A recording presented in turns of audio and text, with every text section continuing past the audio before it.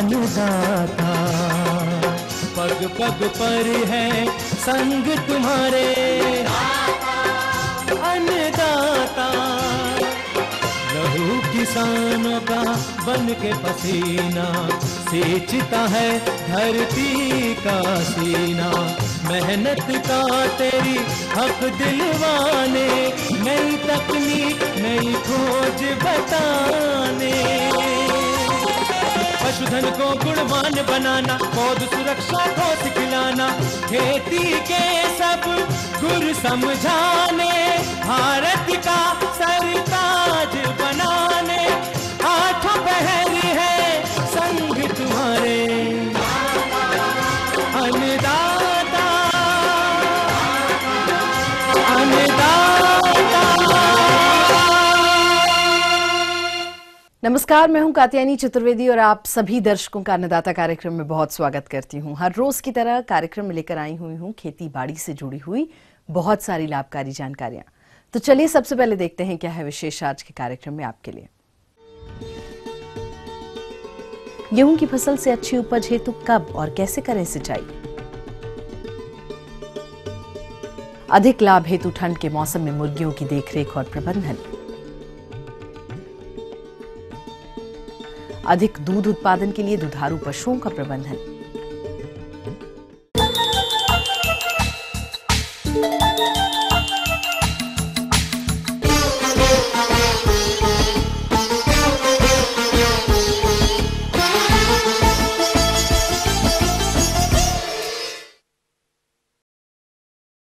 हरियाणा और हिमाचल प्रदेश में जिन किसानों ने गेहूं की फसल लगा रखी है तो वो अपनी फसल से अधिक उपज तभी ले सकते हैं जब फसल में सिंचाई और अन्य कार्यों को वैज्ञानिक तरीकों से समयानुसार पूरा किया जाए। और इसके बारे में सुझाव दे रहे हैं HAU हिसार के मौसम वैज्ञानिक डॉक्टर राज सिंह। किसानों के लिए गेहूं की फसल सबसे अहम होती है। गेहूं की खेती करने वाले किसान रामवीर सिंह ने बताया कि पिछले 2-3 वर्ष से लगातार किसानों की फसल खराब हो रही है। ऐसे में किसान आर्थिक रूप से लगातार कमजोर होता जा रहा है। किसान रामवीर ने बताया कि पहले कपास की फसल सफेद मक्खी के कारण खराब हो गई थी और अब सर्दी कम गिरने से गेहूं की फसल खराब होने का खतरा मंडराने लगा है। इसके अलावा बारिश भी नहीं हो रही है। ऐसे में किसानों को मजबूरन ट्यूबवेलों का खारा पानी लगाना पड़ रहा है। गेहूं के लिए लगातार 3 साल से किसान बिल्कुल खत्म होता जा रहा है, क्योंकि बरसात बहुत ही कम होती है। उसके लिए मौसम जो है वो बिल्कुल ही खराब चल रहा है, क्योंकि तापमान में गर्मी है, न ही धुंध पड़ रही, न ही बरसात की कोई आस। इसलिए किसान की हालत जो है बिल्कुल खराब होती जा रही है। रही बात पानी की, तो पानी तो ये जो हमारे वाला एरिया है ये तो बिल्कुल ही नाम मात्र है। यहाँ नहर का तो बिल्कुल नाम मात्र पानी है। किसान कहीं से अपने ट्यूबवेलों के खारा मीठा पानी का जुगाड़ बिठा के जो भी करने की कोशिश कर रहा है। हरियाणा कृषि विश्वविद्यालय के कृषि मौसम विज्ञान विभाग के वैज्ञानिक डॉक्टर राज सिंह ने बताया कि वर्तमान समय में पहले के मुकाबले काफी कम ठंड है, लेकिन अभी तक गेहूं की फसल को कोई खास नुकसान नहीं हुआ है। लेकिन आने वाले दिनों में अगर बारिश नहीं आती है तो जरूर गेहूं की फसल को नुकसान होने की संभावना है। ऐसे में किसान भाई आवश्यकता अनुसार गेहूं के खेत में पानी लगाएं। जहाँ तक किसान भाइयों को गेहूं की सावधानी की बात है, अभी तक तो गेहूं बिल्कुल ठीक ठाक है, लेकिन थोड़ा सा जहाँ स्ट्रेस का है एरिया है, बरानी जिसको हम कहते हैं, वहाँ थोड़ा सा उसमें अर्ली ईयर हेडिंग आ गई है, वहाँ थोड़ा लगा रहा है। लेकिन ओवरऑल अभी ऐसी बात नहीं, घबराने वाली बात नहीं कि ज़्यादा नुकसान होने वाली बात है। कृषि मौसम वैज्ञानिक ने गेहूं की फसल में खाद व कीटनाशक के प्रयोग पर किसानों को सलाह देते हुए कहा कि अभी गेहूं की फसल में खाद व कीटनाशकों का प्रयोग पैदावार बढ़ाने व खरपतवार न हो इसके लिए किया जाता है, लेकिन वर्तमान समय में खाद व कीटनाशक का प्रयोग करने की आवश्यकता नहीं है। नहीं, जहाँ तक दवाइयाँ और यूरिया की बात है, यूरिया तो हमेशा बढ़ोतरी के लिए डाला जाता है, तो इसलिए स्टेज में अगर कोई क्रॉप है तो उसमें अगर खाद ज़्यादा ना डालें तो अच्छा रहेगा। जहाँ तक केमिकल की बात है वो रोगों के लिए या इंसेक्ट पेस्ट के लिए यूज करते हैं। अभी ऐसी कोई बात नहीं कि कहीं जरूरत पड़ेगी। हरियाणा कृषि विश्वविद्यालय के कृषि मौसम वैज्ञानिक डॉक्टर राज सिंह ने कोहरे को गेहूं के लिए अहम बताते हुए कहा कि गेहूं की फसल के लिए कोहरा बहुत ही आवश्यक है। गेहूं की फसल का जब फुटाव होता है उस समय कोहरे की बहुत आवश्यकता होती है, लेकिन वर्तमान समय में अभी तक ज्यादा कोहरा नहीं पड़ा है, परंतु अभी तक गेहूं की फसल को नुकसान भी नहीं हुआ है। जहाँ तक कोहरे की बात है, किसान भाइयों के लिए तो ये बहुत ही अच्छी बात है। सोने पे सुहागा वाली बात होती है कि कोहरा गेहूं की फसल के लिए बहुत ही उपयोगी होता है, क्योंकि इनिशियल स्टेज में जो किडरिंग होती है, जो फुटाव होता है, उसमें उस समय में ये बहुत ज़रूरत होता है। कहीं जहाँ लेट सोन गेहूँ है वहाँ भी फुटाव चल रहा है, लेकिन उसके लिए भी दूसरी जो है स्टेजेज है उसके लिए भी बहुत फायदेमंद रहेगा। कैसे करें गेहूं की फसल में सिंचाई, इसके बारे में जानकारी दे रहे हैं करनाल की कृषि वैज्ञानिका डॉक्टर इंदु शर्मा। गेहूं की फसल के लिए सबसे ज्यादा आवश्यकता पानी की पड़ती है।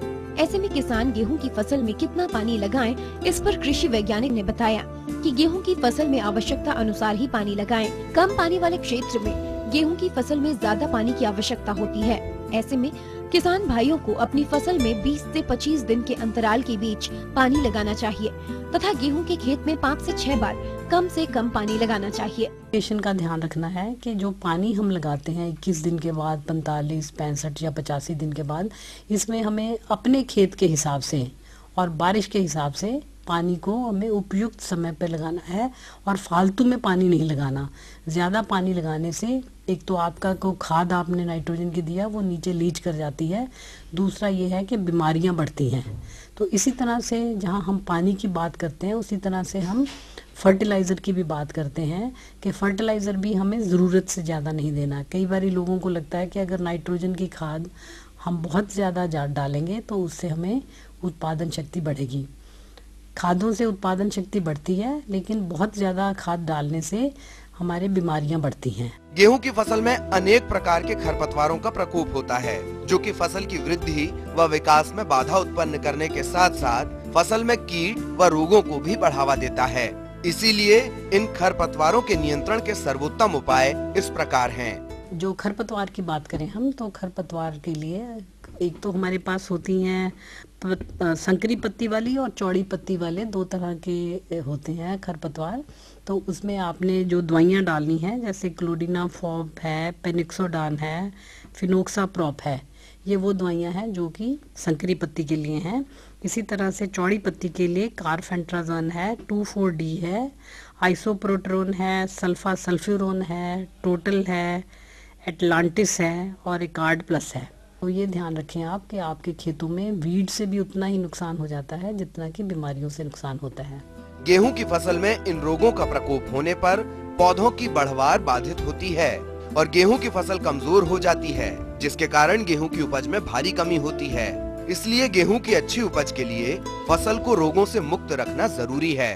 एक आपने देखा होगा कि आप लोग पिछले साल जब दानों को पकड़ा तो उसमें से काला पाउडर निकला और दाने की नोक काली हो गई। वो करनाल बंट की एक बीमारी आई पिछले साल, तो उसके लिए भी हमें ध्यान रखना है कि वो करनाल बंट की बीमारी इस बार ज़्यादा ना आए, क्योंकि उसके कण इस तरह से धीरे धीरे मिट्टी में बढ़ते रहते हैं। मिट्टी में जब कण बढ़ जाते हैं तो जो आप इरिगेशन देते हैं, जब हेडिंग पे होती है क्रॉप, सिट्टा बाहर को निकलता है और उस वक्त बारिश आ जाए या आप इरिगेशन देते हैं तो उस वक्त वो बीमारी बढ़ जाती है। उसके लिए भी जब आप ध्यान रखें कि जब भी आपकी क्रॉप में हेडिंग स्टेज पे है और पिछले साल करनाल बंट की बीमारी अगर आपके खेतों में ज़्यादा आई है तो इस बार आप प्रोपिकोनाजोल का स्प्रे ज़रूर करें। खासकर जो बीज बना रहे हैं लोग, उस बीज बनाने वाली फसल में अगर बारिश का मौसम है या क्लाउडी वेदर चलता है फरवरी के महीने में, तो 15 फरवरी से लेके 15 मार्च तक आप प्रोपिकोनाजोल की स्प्रे करें। और अगर मौसम ज़्यादातर क्लाउडी रहता है और बारिश बार बार आती है तो 2 बारी भी इसकी स्प्रे की जा सकती है। उससे करनाल बंट जो है वो काफ़ी कम आएगी।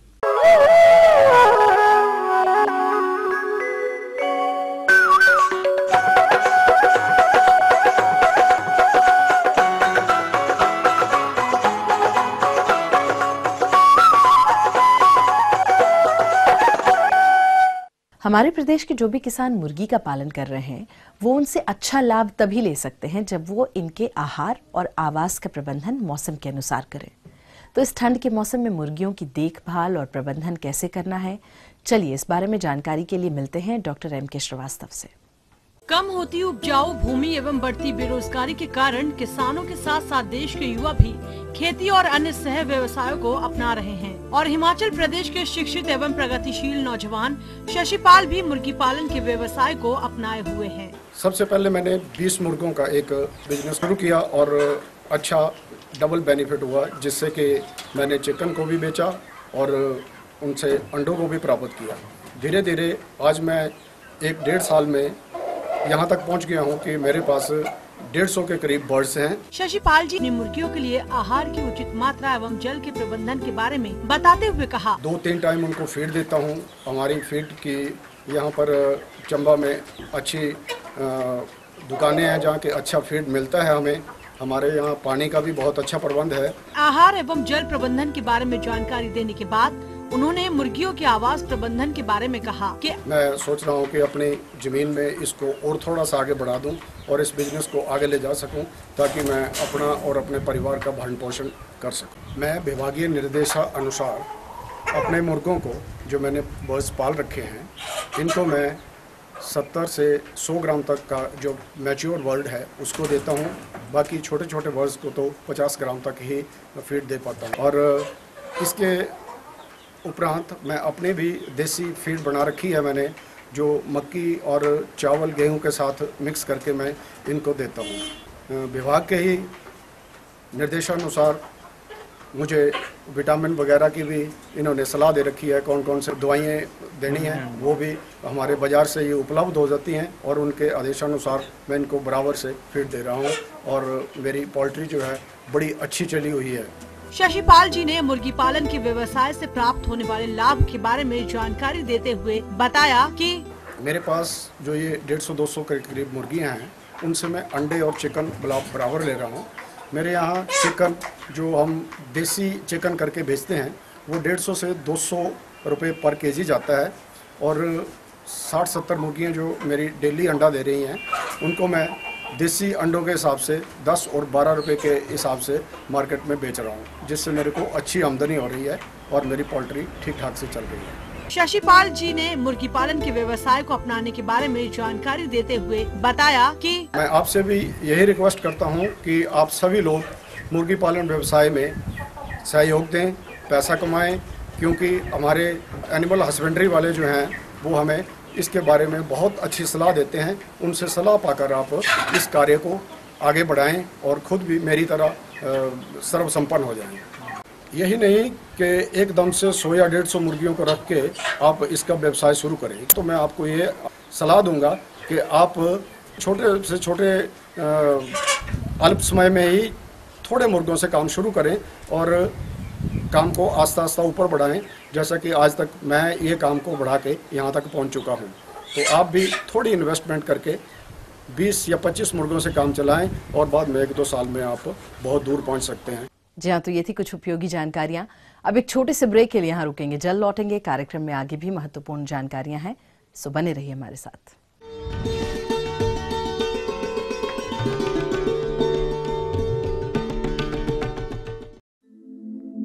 दुनिया के नक्शे पर यह है इंडिया मेरी जान।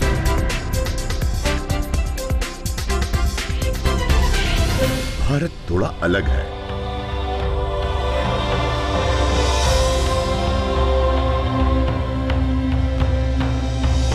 देखा आपने, इतना सा भी छूट जाए तो सच अधूरा रह जाता है।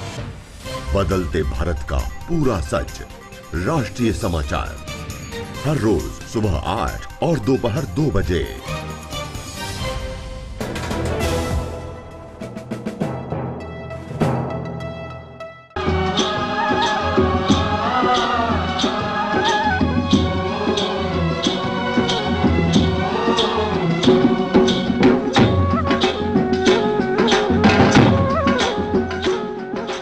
ब्रेक के बाद आप सभी दर्शकों का एक बार फिर से अन्नदाता कार्यक्रम में स्वागत है। चलिए बढ़ते हैं अपनी अगली प्रस्तुति की ओर।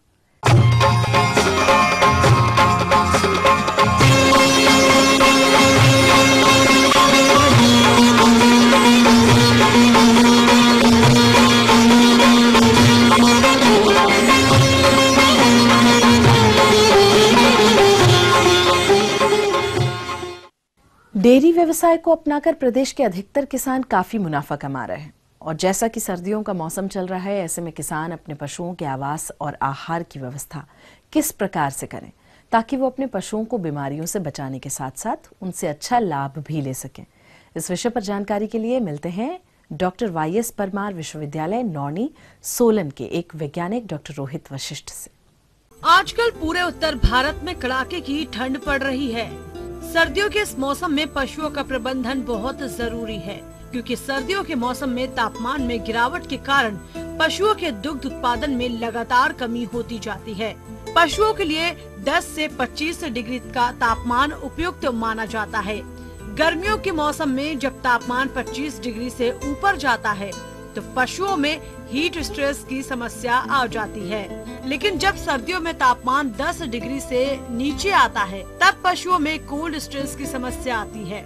इस कोल्ड स्ट्रेस की समस्या के प्रबंधन के बारे में जानकारी देते हुए डॉक्टर यशवंत सिंह परमार उद्यानिकी एवं वानिकी विश्वविद्यालय नौणी सोलन के वैज्ञानिक डॉक्टर रोहित वशिष्ठ ने बताया, हमें सर्दियों के टाइम पर पशुओं के लिए 3-4 मेजर चीज़ों के ऊपर ध्यान देना पड़ता है। इसमें पहली बात आती है कि पशुओं के लिए आवास की व्यवस्था किस तरह से करनी है।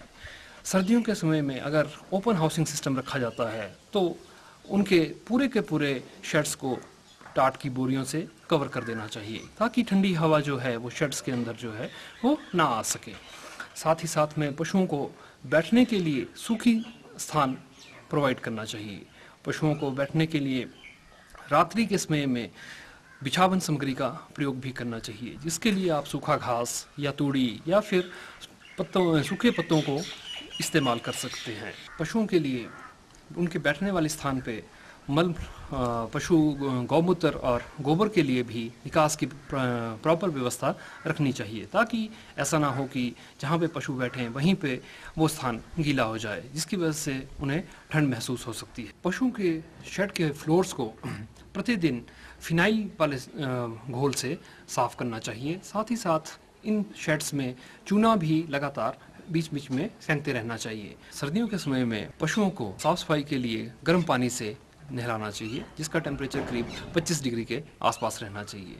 और साथ ही साथ में पशुओं को पीने का पानी भी बहुत ज़्यादा ठंडा नहीं होना चाहिए। ये पानी जो है गुनगुना किस्म का पानी जो है पशुओं को पीने के लिए दिया जा सकता है। जहाँ तक पशुओं की पीने की खुरलियों का सवाल है, इन खुरलियों को हर हफ्ते में एक बार चूना जरूर करना चाहिए, अदरवाइज इनमें कुछ अलगे फंगस वगैरह की ग्रोथ हो सकती है, जो कि अगर पशु इनको कंज्यूम करें तो पशुओं में कुछ डाइजेस्टिव प्रॉब्लम्स आ सकती हैं। डॉक्टर रोहित ने बताया कि जहां तक पशुओं में होने वाली बीमारियों का सवाल है, पशुओं को बीमारियों से बचाने के लिए हमें ये तैयारी सितंबर-अक्टूबर के महीनों से शुरू करनी पड़ती है।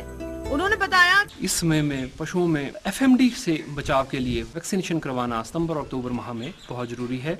इसके साथ साथ श्वसन संबंधित और डायरिया जैसी बीमारियां भी पशुओं में हो सकती हैं।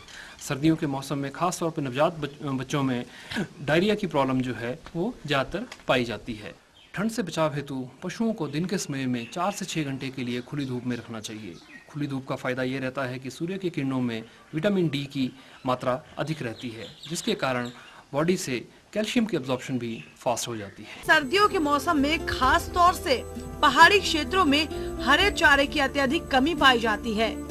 इसके लिए पशुपालकों को पशुओं के लिए चारे या भूसी के साथ साथ संतुलित आहार में दाना और खनिज लवणों का अवश्य प्रयोग करना चाहिए।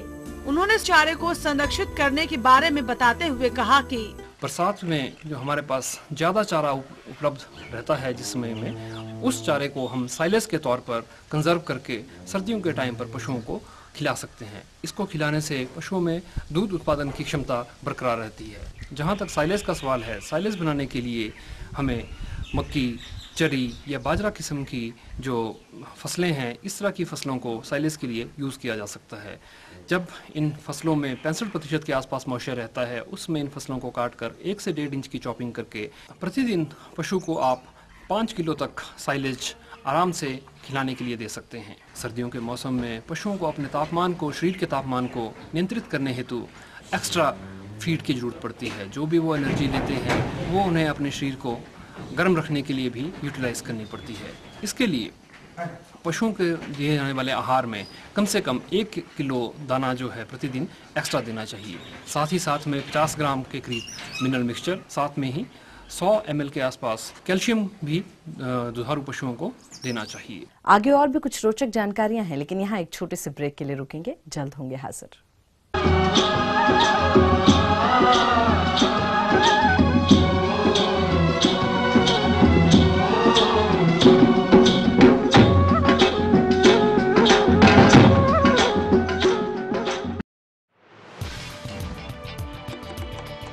कहते हैं दिल का रास्ता पेट से जुड़ा होता है। जब बात हो दिल जीतने की तो लजीज पकवान बड़ा कारगर सिद्ध होता है। घर पे मेहमान आए हों या कोई खास मौका, ऐसे में लाजमी है बात होती है पकवान की, स्वाद की और परोसने की।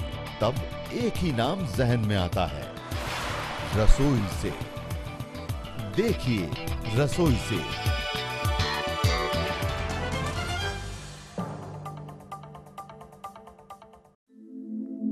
दुनिया के नक्शे पर यह है इंडिया मेरी जान।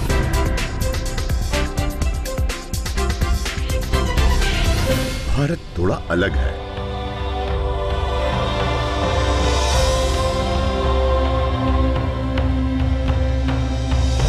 देखा आपने,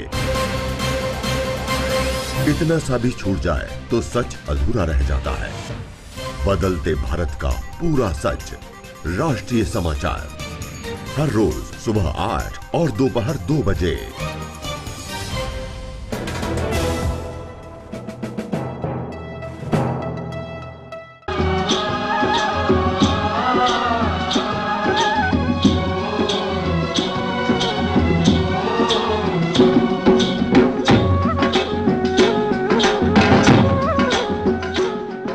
ब्रेक के बाद आप सभी दर्शकों का अन्नदाता कार्यक्रम में बहुत स्वागत है। चलिए अब रुक करते हैं अपनी अगली कड़ी की ओर।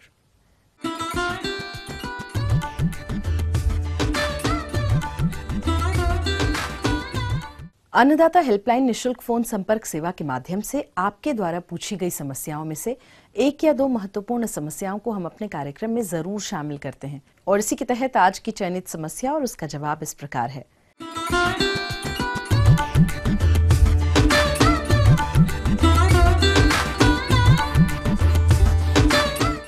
हरियाणा प्रदेश के किसान भी अब बिना बीज का बैंगन अपने खेतों में उगा सकेंगे। बैंगन की खासियत ये है कि ये घिया की तरह कुकर की एक सीटी में पक जाएगा और इस बैंगन का सेवन सलाद के रूप में भी किया जा सकता है। किसान अपनी 1 एकड़ के खेत में 96 टन तक बैंगन का उत्पादन प्राप्त कर सकता है। फिलहाल इसे करनाल के घरौंडा के अंतर्गत आने वाले इंडो इजराइल सब्जी उत्कृष्टता केंद्र में उगाया गया है। इसका फल काले गहरे रंग का है और जल्द ही संस्थान के आउटलेट पर भी उपलब्ध होगा। ये फसल बैंगन की लगाई गई है, क्योंकि जो बैंगन है आज तक ओपन खेतों में होता था, पॉली हाउस में नहीं होता था। यदि पॉली हाउस में इसकी खेती करते थे तो हार्मोन का स्प्रे करना पड़ता था, क्योंकि इसके अंदर जो पोलिनेशन है ये सेल पोलिनेटेड क्रॉप नहीं है। क्योंकि बाहर तो मधुमक्खी है, कीड़े मकोड़े हैं, हवा है, उसके द्वारा इसका पोलिनेशन हो जाता है। लेकिन पॉली हाउस के अंदर सिर्फ हार्मोन के द्वारा इसका पोलिनेशन होता था। परंतु ये एक ऐसी बीज आया है इजराइल से, मिचल नाम से है, MICHAL है, ये वैरायटी है, किस्म है एक, वहाँ से लाई गई है। इसके अंदर किसी भी प्रकार का इस पर हार्मोन का स्प्रे करने की आवश्यकता नहीं है और ये बिना हार्मोन के ही पैदावार देता रहेगा। वैज्ञानिकों का कहना है कि बैंगन के भरते के दीवानों के लिए भी खास है। जो लोग बैंगन का भरता खाने के शौकीन हैं, उनके लिए ये बड़ी खुशखबरी है। इस बैंगन की बाजार में मांग होगी, वहीं उत्पादन भी बेहतर होगा। अब तक सब्जी उत्कृष्टता केंद्र में केवल टमाटर, खीरा, शिमला मिर्च, हरी मिर्च के पौधे तैयार होते थे, लेकिन अब जल्द ही बैंगन के पौधे भी किसानों को मिलेंगे। किसानों की मांग पर काले और बेदाना बैंगन के पौधे तैयार होंगे। पौधे को अगस्त में खेत में रोपित किया जाता है और ये मई तक फल देता है। 9.5 माह की अवधि तक इसका फल मिलता है। रोपित करने के 60 दिन बाद इसमें फल आता है। एक फल का वजन 250 ग्राम तक होता है। ये लगभग 9 से 10 महीने की फसल है, जो कि पॉली हाउस के अंदर उगाई जा सकती है और इससे फार्मर अच्छे फायदा उठा सकता है। इसका बेनिफिट ये है कि ये बिना बीज के पार्थिनोकार्पिक है। इसको सैलेड में भी यूज किया जा सकता है और सब्जी में भी यूज किया जा सकता है। सब्जी उत्कृष्टता केंद्र घरौंडा में 2 साल पहले इजराइल से बीज रहित बैंगन की इस किस्म के करीब 1000 बीज लाए गए थे। इसके अलावा 2 अन्य किस्म भी उगाई गई। पॉली हाउस में एक ही किस्म का उत्पादन बेहतरीन रहा। अब इस किस्म के 840 पौधों पर फल आने लगे हैं, जिन्हें केंद्र की ओर से ग्राहकों को बेचने की तैयारी है। इस किस्म के बैंगन उगाने के लिए हार्मोन्स की जरूरत नहीं पड़ती। केंद्र में बैंगन के अलावा अन्य किस्मों पर भी शोध चल रहा है, ताकि प्रदेश के लोग सब्जी उत्पादन में अग्रणी हो सके। प्रदेश में फिलहाल सब्जी की आवक दिल्ली की आजादपुर सब्जी मंडी से अधिक होती है। इस बैंगन में आयरन बड़ी मात्रा में है और ये एनीमिया रोगों के लिए काफी कारगर साबित हो सकता है। इसमें फल छेदक कीड़ा नहीं लगता, किसी भी रसायन छिड़काव की जरूरत नहीं है। दूसरा बेनिफिट ये है कि बाहर जब लगाते हैं तो कीड़ा मकोड़ा आकर के इसको, उसमें बोरर है मतलब लग जाता है, उसको बहुत स्प्रे करने पड़ते हैं फार्मर को, लेकिन अंदर किसी प्रकार का कोई कीड़ा मकोड़ा नहीं लगता और ना ही जो फ्रूट है वो खराब होता और ये बहुत अच्छी पैदावार देता है। इसमें जो पौधे की दूरी है वो 60 सेंटीमीटर है और एक लाइन के अंदर ही एक पौधा इस पे बेड पे लगाया जाता है, क्योंकि पॉली हाउस के अंदर जो हम बेड बनाते हैं 2-2 मीटर का फैसला होता है उसके अंदर, और इसके ऊपर जो बेड बनी है उसके ऊपर 60-60 सेंटीमीटर पे ये पौधा लगाया जा सकता है।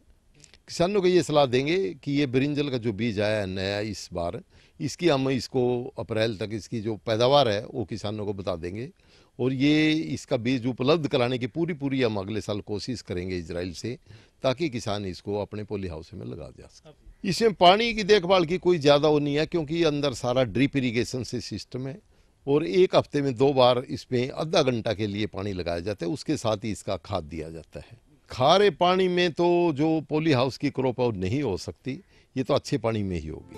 इच्छुक किसानों को अगले साल से सब्जी उत्कृष्टता केंद्र घरौंडा में पौधा उपलब्ध होगा। किसान को करीब 6 रुपए प्रति पौधा चुकाने होंगे। प्रति पौधे का उत्पादन 24 किलोग्राम प्रति स्क्वायर फीट होता है। अगले साल से जैविक बैंगन पौधा मिल सकेगा। वैज्ञानिकों का दावा है कि भाप से महज 2 मिनट में फल पकाया जा सकता है। वैज्ञानिकों की माने तो इस किस्म का बैंगन करीब 9.5 माह तक उत्पादन देता है और प्रति एकड़ करीब 96 टन उत्पादन होता है। पथरी के रोग के डर से लोग बैंगन का कम सेवन करते हैं, इसलिए बेदाना बैंगन की बाजार में काफी मांग हो सकती है।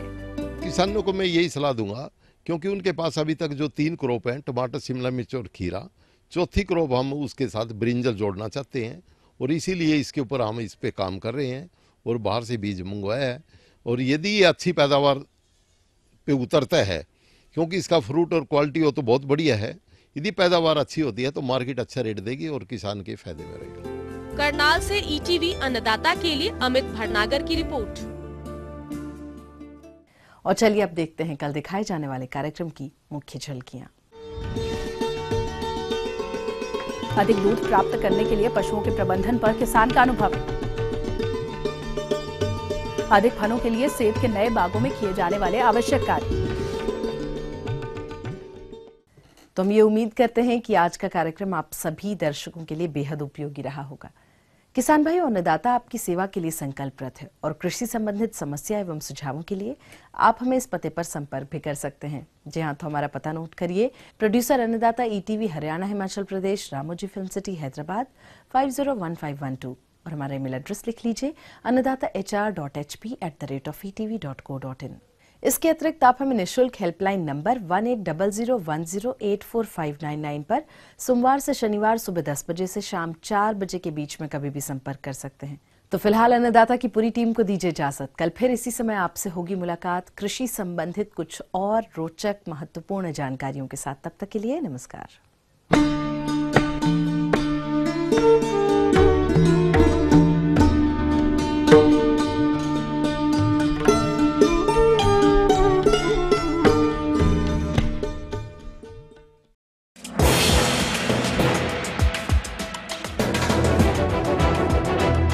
आप देख रहे हैं ईटीवी न्यूज़ हरियाणा हिमाचल प्रदेश, खबर ही जीवन है।